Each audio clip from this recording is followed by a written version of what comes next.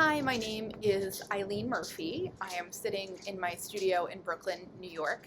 If you hear a crunching sound, that's my dog who's eating a snack on the floor because I cannot record myself or do a Zoom lesson without him needing a snack. So you may be hearing him. He's the best.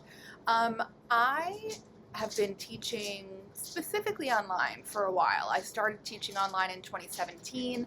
I was teaching in person for 6 or 7 years before that. I have an MFA in painting, and I was also the lead faculty in drawing, painting, and printmaking at the Institute of Art and Design at New England College for 3 years, and that was the longest title anyone's ever had. So I have a lot of experience teaching beginners and also teaching students who were seeking an advanced degree. So that means like I'm used to like a big range of people needing very foundational technical information, and I'm also used to people who are bringing their own skill set already to the table but are looking to advance their expression and concept into like a more professional art world setting. So I feel pretty qualified to work with all levels. I'm gonna drop a few examples of my own work in this video, and then after I'm done talking, you'll see it's like maybe a 35-minute demo that I did painting a figure with one of my students, and then after that there's just a couple of minutes of excerpts from different drawing lessons that I've taught because I also teach drawing. So all of the lessons that you'll see after this, all of these excerpts, they are edited a little bit to make them look nicer, but they all started out just as online lessons with private students. So that's something that I've been doing for a long time. I also had a Sunday group class for a very long time, for a couple of years in the height of the pandemic. So I'm very comfortable with working virtually. Sometimes I feel like I'm one of the only painting teachers who really likes working virtually, because I really do. I think it's actually a great way to learn about painting. There are some things you miss not being in person, but you can really do a lot of like very accurate and technical communication. So this is, oh, there's my dog, because he finished his wobble ball, his little treat in his ball, and now he's like, well, you're still talking, so I get another treat, right? So if we ever meet in a lesson, this will be happening at the beginning of the lesson. So there he is. His name's Frito. So I will let you see the technical aspects of my teaching after this, because he's losing patience, and the good stuff is yet to come. So keep watching the video, and you'll learn more about my teaching style and my methods. So thanks for watching.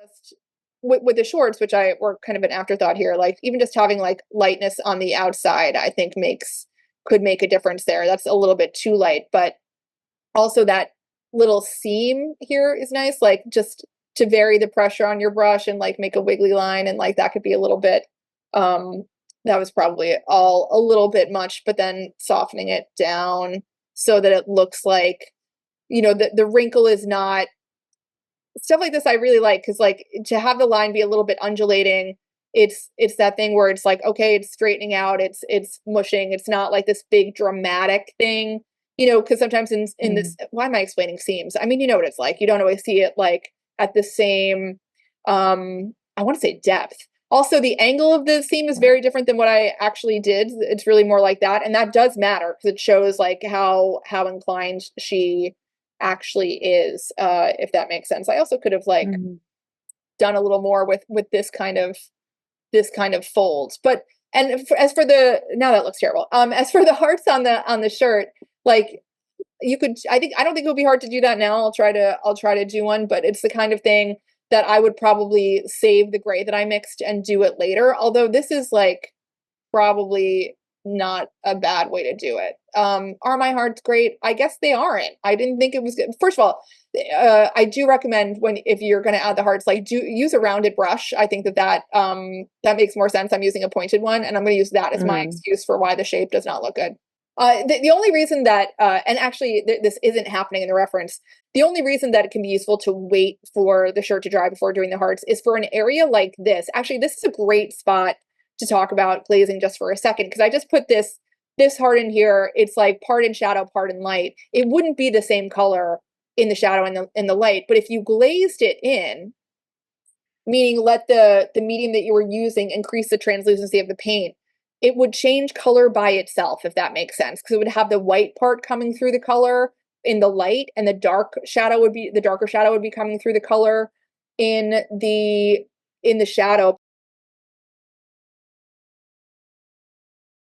So essentially here on the edge of the face you have a curve, and then you have a curve of the mouth, and you have the curve of the cheek, and then this is kind of what I'm talking about, like this place where they all meet. And the light can do all kinds of different things here, and this is all, what's happening here is very dependent on the angle that you're at. So at our sideways angle, it looks like the shadow is really dropping really far down into the face. But the key with working with these feathers in this situation, so they're going down at a slope that reflect the slope of the bird's back, but they're also going around the bird, reflecting the roundness of the bird. So you got to deal with those two things at once. So the odds of you being able to make a million little marks independently that show those two changes happening, the slope and then the curvature, if you can do that, that's great. I certainly can't.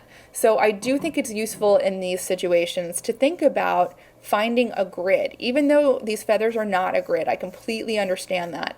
But you have to find, you don't have to do anything, but it is useful to find a place to start. So here's the angle I see of the line between all of those feathers that are going down the back.